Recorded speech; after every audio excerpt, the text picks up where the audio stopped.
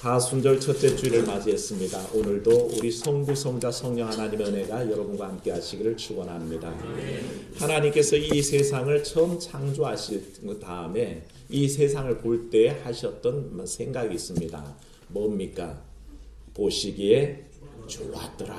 그렇게 생각하셨습니다. 모든 지으신 세계를 보시고 보시기에 좋았더라 하셨습니다.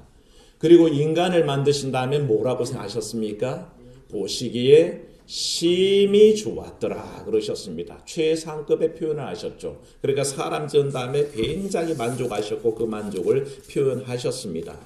그런 하나님의 마음이 사실은 인간을 바라볼 때 어느 날 죄악이 너무 관여하기 때문에 말씀을 보다 보면 그렇습니다. 창세기 6장 5절에 땅 위에 사람 지으셨음을 한탄하셨다 그랬습니다. 한때는 지으신 다음에 보시기에 심히 좋았더라. 너무너무 좋았더라 그러셨는데 어느 날은 보시다가 하시는 말씀이 내가 이 사람들을 괜히 지었다 하는 마음으로 한탄하셨고 마음에 근심하셨습니다. 왜 그렇습니까? 죄악 때문입니다. 인간이 너무 죄를 짓고 온통 그 죄 가운데 살아가는 모습을 보고 하나님이 심판하기로 하셨다는 것입니다. 그런데 생각해 보십시오. 자기가 지은 것을 자기 손으로 망가뜨리려는 마음이 사실 얼마나 아프겠습니까? 누구라도 그런 마음이 없습니다. 여러분은 여러분 배알아서 낳은 자식을 어떻게 해코지 하고 싶은 마음이 있으시겠습니까? 절대 없습니다. 하나님은 너무 안타까우셨습니다. 그래서 그 사랑의 마음으로 처음 이 땅을 만드시고 아담과 하와를 통해서 세상이 번영하고 관영하도록 허락하셨던 것처럼 노아를 통해서 다시 한번 시작하기로 마음을 먹으셨습니다. 그래서 방주를 만들게 하셨고 홍수로 멸망시키는 일에 대해서 준비하도록 만들어 두셨습니다. 방주를 만드는 장면을 생각해 보십시오. 사람들이 가만히 있었겠습니까? 노아와 그 아들들이 열심히 뚝딱뚝딱 뭘 만들면 사람들이 지나가면서 묻지 않겠습니까? 뭘 만드셔요? 라고 물어볼 겁니다. 이게 뭐 하는 겁니까? 수도 없이 물어봤겠죠. 그럼 노아가 뭐라고 했겠습니까? 하나님이 만들으라고 하셨는데 곧 홍수가 닥칩니다. 그래서 우리 모두가 멸망당하니 준비해야 됩니다. 이 말에 아이고 그렇군요. 저도 함께 하겠습니다. 한 사람이 있을까요? 아니요. 아무도 거기에 대해서 반응하지 않습니다. 아니 오히려 비웃습니다. 세상에 저 멍청한 사람 보게. 이 팔레스틴 지역에 이 구건동 지역에 지금이나 옛날이랑 비슷한 날씨로 도대체 비라고는 이른 비 한 번 늦은 비 한 번 두 번 오는데 무슨 홍수 날만큼의 비가 올까 해서 노아를 어리석다고 비웃었겠죠. 참.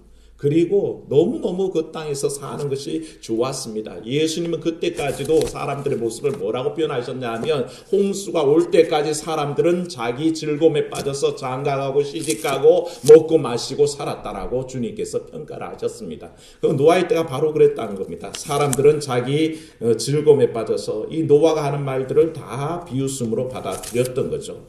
사실 이게 우리의 문제입니다. 심판을 생각하고 마지막 종말의 때를 대비하기에는 지금 현재의 삶이 너무 즐거운 분들이 많습니다. 사람들은 흔히 얘기하죠. 개똥밭에 뒹굴어도 저승보다는 어디가 낫다고요? 이승이 낫다 그러면서 그저 오늘도 그저 먹자 마시자 뭐라 마셔라 그러고 살아갑니다. 그래서 예수 천당 불신지옥이라는 그 단순한 진리도 귀에 들어오지 않습니다. 방주에 올라타면 구원을 받고 방주에 올라타지 못하면 멸망이란 말도 사실은 귀에 안 들리는 것처럼 오늘날 우리는 이 땅이 너무 좋아서 그저 여기 살 것만 생각하지 다음 세상을 생각하지 않는다는 것입니다. 사랑 여러분 한번 생각해 보십시오.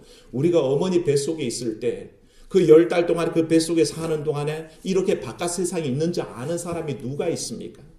그저 그 세계가 전부 아닙니까? 어머니가 탯줄로 공급해주는 영양분을 받아 먹으면서 그저 양수 속에서 그 따뜻한 물 속에서 수영하는 그때가 전부인지 알지 않습니까? 그런데 어느 날 10달이 다 채워지면 어떡합니까? 바깥 세상으로 나와야 됩니다. 그때서야 이런 세상이 있다는 걸 알게 되는 것처럼 이 땅을 살아가는 모든 인생들이 그렇습니다.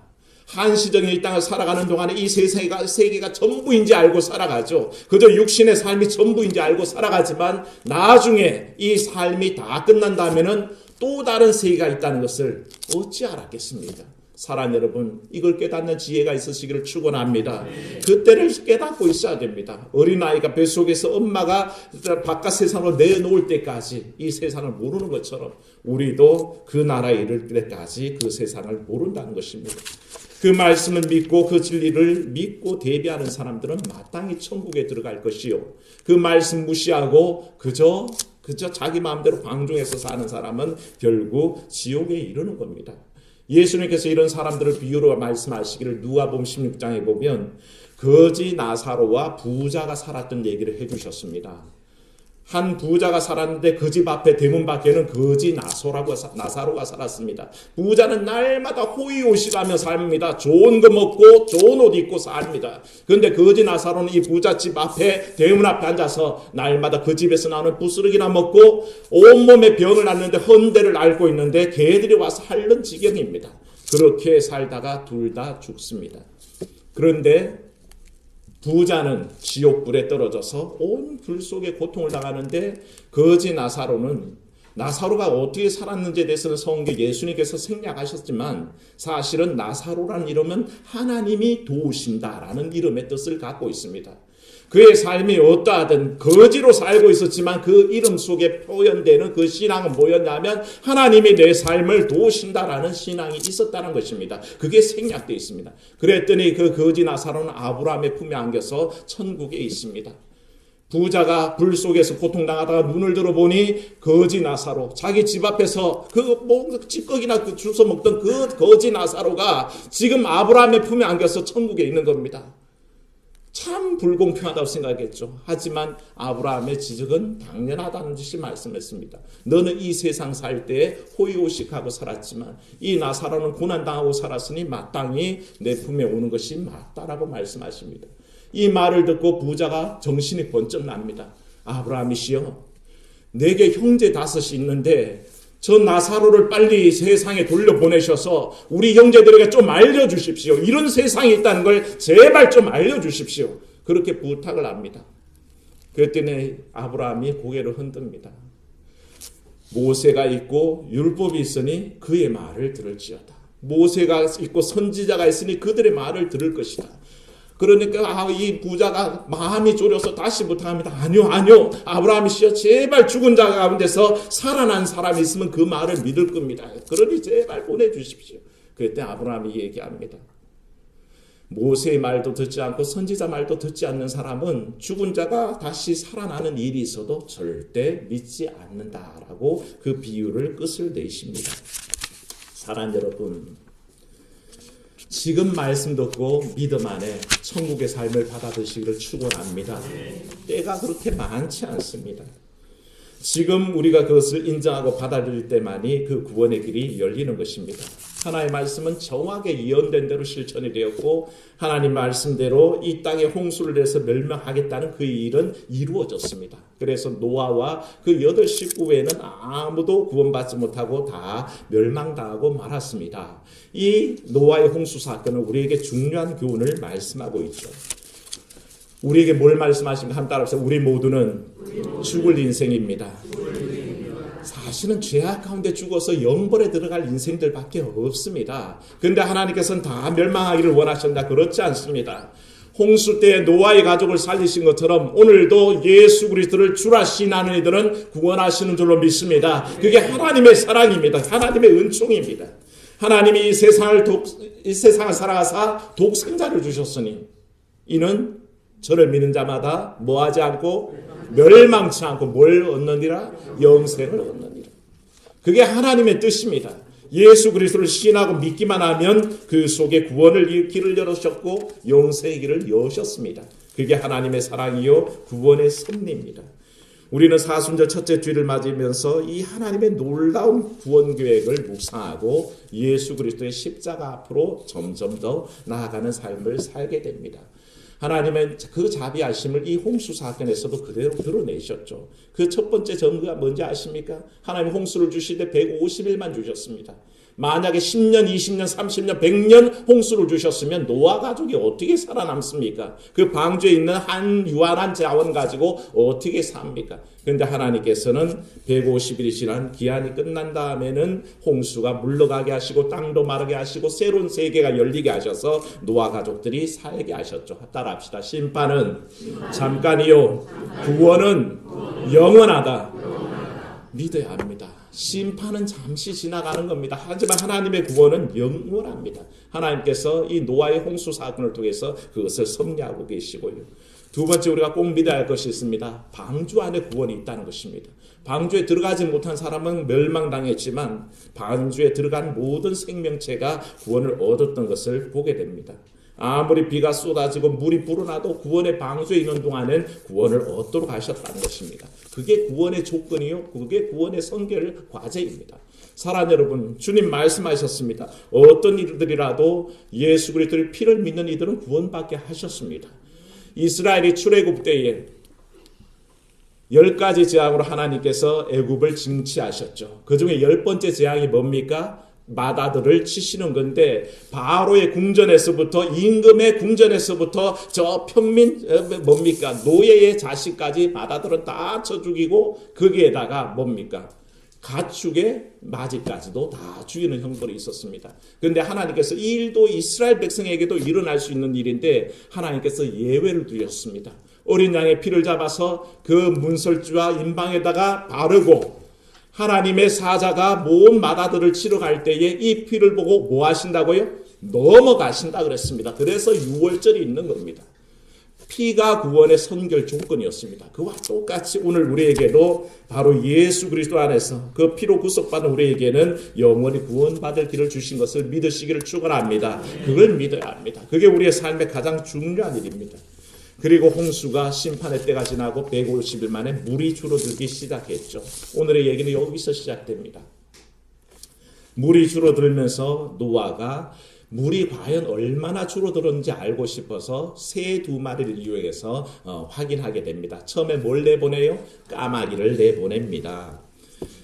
까마귀를 내보냈더니 까마귀가 돌아오지를 않네요. 까마귀는 굉장히 영리한 조류로 일컬었습니다. 우리나라에서는 까마귀는 흉조죠. 일본에서는 길조라고 얘기합니다. 서양에서도 까마귀는 흉조죠. 그래서 까마귀가 울면 재수없다. 가스가 울면 손님이 오나 보다. 그렇게 생각하죠. 이 까마귀가 얼마나 영리하냐면 호두알을 집어다가 찻길에다가 이렇게 놔둡니다. 그러면 차가 지나가다가 호두를 딱 밟으면서 딱 깨지죠. 그러면 뛰어들어가서 호두 알맹이를 쪼아먹는 게 까마귀랍니다. 참 영리한 새죠. 근데 그 영리함이 사실은 이 홍수를 감한 것을 알아보려고 노아가 내보냈는데 도움이 되지 않더라는 것입니다. 영악합니다.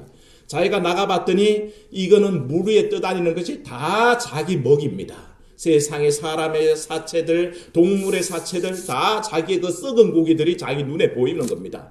방주로 돌아오고 싶겠습니까? 안 돌아오고 싶습니다. 그저 자기 마음대로 다 날아다니면서 자유롭게 다니면서 배가 고프면 그 썩은 것들 주워 먹으면서 만족하고 삽니다. 근데 까마귀가 잊어버린 일이 있습니다. 까마귀가 뭐 때문에 생명을 얻었을까요? 구원할 수 있었을까요? 방주로 말미암아 구원을 얻었습니다. 까마귀 지가 아무리 날짐승이라도 방주가 없었다면 그 홍수 동안에는 죽을 수밖에 없었습니다. 그 방주로 말미암아 살아났는데 이젠 홍수가 끝나고 물이 감할 때에 그는 그 은혜를 기억해야 되는데 이 까마귀는 영 잊어버립니다. 그래서 썩은 세상 속에 날아가서 마음껏 즐기고 살게 되는 거죠. 까마귀는 은혜를 잊어버렸습니다. 그래서 잘 잊어버리는 사람 뭐라 그럽니까? 까마귀 고기 먹었나? 그런 전설이 있습니다. 뻥입니다. 이때부터 이 얘기가 시작되는 얘기는 사실 뻥입니다. 우리가 그렇게 표현하듯이 까마귀 고기를 먹었는지 까마귀는 그죠. 까마귀를 먹지는 않죠. 하여간에 잊어버렸습니다. 하나님의 의제를 잊어버렸습니다. 여기에 우리 인간 본성이 나타나고요. 우리의 어두운 면이 이 속에 드러납니다. 하나님의 은혜 가운데 살아가는데 그 은혜 가운데 온전히 은혜의 집안에 거해야 되는데 우리가 가는 곳은 세상으로 썩어질 것으로 쾌락 속으로 달려간다는 것입니다. 그게 우리의 모습이요. 하나님의 은혜는 영 까먹어버리는 까마귀 고기 먹은 듯한 인생이 바로 우리의 어두운 면입니다. 우리는 깊이 한번 생각해야 됩니다. 이 사순절에 나는 하나님의 은혜 속으로 돌아가고 있는지, 그 보혈 속에 나가는지, 십자가 은혜 사랑 가운데 나가는지를 우리가 깊이 생각해야 된다는 것입니다. 돌아오지 않으니까 노아가 이번에는 뭘 내놓습니까? 비둘기를 내보냅니다. 비둘기는 굉장히 온유한 성품을 지닌 새 중에 하나입니다. 비둘기는요, 조류 중에 드물게 젖을 먹어서 새끼를 키웁니다. 우리 포유류처럼 이렇게 젖꼭지가 있어서 물리는 게 아니라 비둘기는 기관이 젖샘이라는 기관이 있습니다. 그래서 뿜어져 나오는 젖을 새끼에 먹여서 키우는 새가 비둘기입니다. 그러니까 굉장히 모성애가 이미 있는 새죠. 귀소 본능이 뛰어납니다. 어지간하면 집을 찾아서 돌아오기 때문에 아무리 먼 곳에서도 돌아오는 속성이 있습니다. 그래서 옛날부터 통신수단에 비둘기를 사용했는데 어쩌면 비둘기는 은혜의 성품을 원래부터 가지고 있었습니다. 자신의 생명을 구원해준 방주를 잊지 않고 그 속에 포함시켜준 노아를 잊지 않습니다. 그래서 날아갔다가도 세상을 한 바퀴 휙 돈 다음에는 다시 방주로 날아드는데 성도들의 삶은 사실 이런 비둘기와 같은 삶을 살아야 됩니다. 한 주일 교회에서 예배드리고 세상에 나가서 살지만 때가 되면 은혜를 기억하고 교회로 돌아오고 하나님 앞에 은혜를 기억하고 그 은혜와 사랑에 감격하고 감사하는 인생이 되어야 한다는 것입니다. 그게 비둘기가 가진 속성이 우리에게 적용되는 긍정적인 면입니다. 까마귀와 달리 비둘기는 물이 질척거리고 온갖 썩어가는 사체가 있는 곳에 발을 붙이지 않습니다. 성경에는 노아가 비둘기를 3차례 놓아보냈는데 처음에는 날아갔다가 발 붙일 곳을 찾지 못하고 보항주에 돌아왔고 두 번째 내보냈을 때는 입에 뭘 물고 돌아왔습니까? 새 잎 감람나무 잎을 물고 돌아왔다 그랬습니다. 그리고 세 번째 내보낼 때는 다시는 그에게 돌아오지 않았다라고 그렇게 얘기합니다. 이 얘기 속에 우리는 신앙적인 교훈을 얻습니다. 처음 날려보냈을 때 비둘기가 까마귀처럼 시체 앉아서 그거 뜯어먹고 살았다면 그래서 돌아오지 않을 수도 있겠죠. 물론 비둘기도 그럴 수 있을 겁니다. 그런데 비둘기는 그렇게 하지 않았다는 것입니다. 비둘기는 더러운 곳에 앉지 않았습니다. 발붙일 곳을 찾지 못하고 돌아옵니다. 까마귀는 거기에 썩은 곳에 발을 디디고 살았지만 비둘기는 그렇지 않았다는 겁니다. 까마귀 우는 곳에 비둘기야 가지 마라. 네, 백로야 가지 마라. 그렇죠. 네, 비둘기는 까마귀 노는 곳에 가지 않았습니다. 사순절을 살아가는 여러분에게 이런 마음이 있기를 축원합니다. 사순절의 거룩함을 살려고 마음먹은 우리가 그저 세상 좋아서 세상에 기웃대고 거기에 발붙일 생각하지 마십시오. 거기에 발 디딜 곳이 없다 생각하고 돌아오는 겁니다. 하나님의 거룩함으로 하나님의 은혜 가운데 하나님의 사랑 가운데로 돌아오는 성도가 되어야 한다는 것입니다. 시편 1편이 우리에게 말씀하시기 뭐라 그랬습니까? 복 있는 사람은 악인의 길을 쫓지 아니하며 죄인의 길에 서지 아니하며 오만한 자의 자리에 앉지 않는다 그랬습니다. 뻗을 곳과 발 뻗지 않아야 될 것을 구별한다는 뜻입니다. 정확하게 우리 비둘기가 그 더러운 곳에 나르지 않듯이 우리도 할 것과 하지 말아야 될 것을 구별하고 할 말과 하지 못할 말을 구별해야 합니다. 그래서 오직 죄악된 삶과 이 사순절의 성변된 삶 속에 우리를 구별해내야 됩니다. 사랑하는 여러분, 이 사순절에 오직 하나님께서 원하시는 성별된 삶을 사시기를 주의 이름으로 축원합니다. 두 번째 돌아올 때 이 비둘기는 뭘 물고 왔다고요? 감람나무 새 잎사귀를 물고 돌아왔습니다. 희망의 메시지입니다. 노아와 그 방주에 있는 모든 이들을 위해서 선포하는 겁니다. 이제 물이 줄어들고 있다.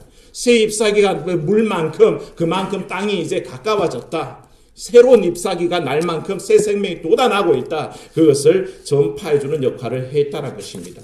사랑하는 여러분, 오늘 모든 크리스찬들은 이 세상에 희망이 없다 그럴 때에 희망을 선포하는 삶을 살아야 할 줄로 믿습니다. 그런 삶을 사시기를 축원합니다. 우리가 부르는 복음성가 중에 이런 복음성가가 있습니다. 매일 스치는 사람들 내게 무엇을 바라나? 공허한 그 눈빛은 무엇으로 채우나? 모두 자기 고통과 두려움 가득 감춰진 울음소리 주가 들으시네. 저들은 모두 누가 필요해? 주가 필요해. 깨지고 상한 마음 주가 들으시네. 저들은 모두 주가 필요해. 모두 알게 되리 사랑의 주님. 우리가 그렇게 노래하지 않습니까? 사랑 여러분, 여러분 한 사람 한 사람들이 절망 가운데 있는 이들에게 예수님이라는 소망을 심어주시기를 축원합니다. 그게 희망의 메시지입니다. 아무것도 안 된다고 절망에 있을 때에, 고통스러워할 때에 예수님으로 상황이 나아지고 예수님으로 인하여 치유되고 예수님의 상황을 변화시켜 줄 거라는 믿음을, 확신을 심어줘야 됩니다. 그게 희망의 메시지, 바로 비둘기가 물고 있는 새 감람나무 잎사귀와 같은 복음의 소식이라는 것입니다. 사랑하는 여러분, 제안했습니다만 지난주부터 부활절에 친구들, 가족들, 이웃들 초청하시기를 바랍니다. 아무런 희망이 없다고 얘기하는 이들에게 예수님이라는 소망을 전하는 여러분 되시기를 축원합니다. 그래서 초청해야 됩니다. 그래서 부활절에는 새 생명을 전해야 됩니다. 교회 안 하려고 하는 남편 애교 들어가면서 한번 데리고 나오십시오. 모셔오십시오. 그래서 예수님을 만나게 해드려야 됩니다. 강팍한 이웃들 권하셔서 같이 나와서 예배해야 합니다. 그래서 주님 만날 수 있는 기회를 우리가 어떻게 하든 새 희망을 전하듯이 감람나무 새 잎을 전해야 합니다. 그런 역사가 여러분 속에 있기를 축원합니다. 세 번째 비둘기가 어떻게 했다고요? 다시는 돌아오지 않았다고 했습니다. 그럼 목사님, 우리도 다 교회를 떠나서 다시는 돌아오지 말까요? 예, 그런 얘기가 아닌 거 다 아실 겁니다. 비둘기가 돌아오지 않은 것의 의미를 우리는 정확하게 알 수 있는 것은 왜 노아가 비둘기를 날려보냈는지를 생각하면 아시게 됩니다. 노아가 왜 날려보냈죠, 비둘기를? 물이 강했는지 알아보기 위해서 보냈다는 것입니다. 그러니까 처음에 돌아온 것은 발붙일 곳이 없습니다 라는 보고요. 두 번째, 잎사귀를 물고 오는 것은 많이 물어 줄어들었습니다. 이제 희망이 보입니다 라는 것이요. 세 번째는 돌아오지 않음을 통해서 물이 완전히 없어졌습니다 라는 것을, 사실은 그는 사명을 완수하고 선포하고 있는 것입니다. 사실은 노아도 방주에 머물러 있으면 되는 사람이 아닙니다. 오늘 말씀 중에 읽지 않았지만 16절 말씀 한번 보십시오. 이 홍수가 다 끝난 다음에 어떻게 합니까? 16절 읽습니다. 시작. 너는 내 아내와 내 아들들과 내 며느리들과 함께 방주에서 나오고. 노아는 방주에서 나와야 됩니까? 나와야 됩니다. 그 일을 먼저 누가 합니까? 비둘기가 하는 것입니다. 전령입니다. 새 세상이 열렸다는 것입니다. 방주 안의 세계가 전부가 아니라 훨훨 창공을 날아다니면서 하나님의 새로운 창조 역사를 찬양한 것이 비둘기의 마지막 사명이었습니다. 그가 돌아오지 않은 것은 떠났다는 의미가 아니라 사명을 완수하고 있다는 것입니다. 사랑하는 여러분, 따라합시다. 모이는 교회, 흩어지는 교회. 이 사실을 기억하십시오. 우리는 모입니다. 모여들었을 때 방주 안에 있는 교회와 똑같습니다. 그런데 어느 날은 흩어져야 합니다. 세상 속으로 나가야 됩니다. 세상 속에서 그리스도의 복음을 선언해야 되고 세상 속에서 주의 사랑을 선포해야 됩니다. 비둘기가 마지막 날아가서 돌아오지 않는 것은 이 사명 속에 들어가 있기 때문입니다. 그는 온몸으로 세상을 비행하며 날아다니면서 하나님께서 새 세상을 열어주셨다는 것을 선포하고 있다는 것입니다. 그 일에 메신저로 노아에게 돌아오지 않으므로 그 뜻을 전하고 있다는 것을 알게 됩니다. 사랑하는 여러분, 사순절 첫째 주를 맞으면서 이 사순절을 지나면서 죽을 수밖에 없었던 우리를 구원하신 하나님 사랑 앞에 한 걸음 더 가시기를 축원합니다. 무엇보다 세상에 푹 빠져서 구원에서 그 놀라운 은총 잊어버리고 망각하고 살아가는 그런 성도 되지 마시고 은혜 기억하고 소망을 세상에 전하고 그리스도 안에 주어진 새 생명을 세상에 선포하는 삶을 이 사순절에 살아내시기를 주의 이름으로 축원합니다. 그게 우리에게 주신 역할입니다. 비둘기와 같은 그 역할을 기억하시고 마침내 이뤄내는 사랑하는 성도 되시기를 주의 이름으로 축원합니다. 은혜로우신 아버지 하나님, 까말귀와 비둘기, 그 아버지 하나님 노아의 홍수의 때를 얘기를 기억하면서 우리를 돌아봅니다. 아버지, 이 사순절을 정결하게 살고자 하면서도 그저 세상 것 좋아서 거기에서 허덕이고 살아가는 존재가 될까 두렵습니다. 하나님, 우리로 깨닫게 하사 참으로 하다 비둘기같이 온전히 아버지 한 세상과 그 더러운 것에 발 디디지 않고 온전히 원하는 그 놀라운 희망의 메시지를 선포하고 무엇보다 마지막 자기의 온몸으로 하나님의 연세 세상이 열렸다는 것을 선포하고 메신저가 되는 역할을 감당하게 도와주시옵소서. 이 일을 통해서 우리를 기뻐하실 줄로 믿사오니 우리에게도 이와 같은 결단 주시옵시고 아버지 날 구원하신 주님 찬양하며 그 구원하신 주님 전파하며 또한 아버지 주님과 더불어서 온 이 땅에서 하나님의 사람됨을 증명하고 간증하는 삶을 오늘도 살아내게 도와주시옵소서. 주 예수님 이름으로 기도하옵나이다. 아멘.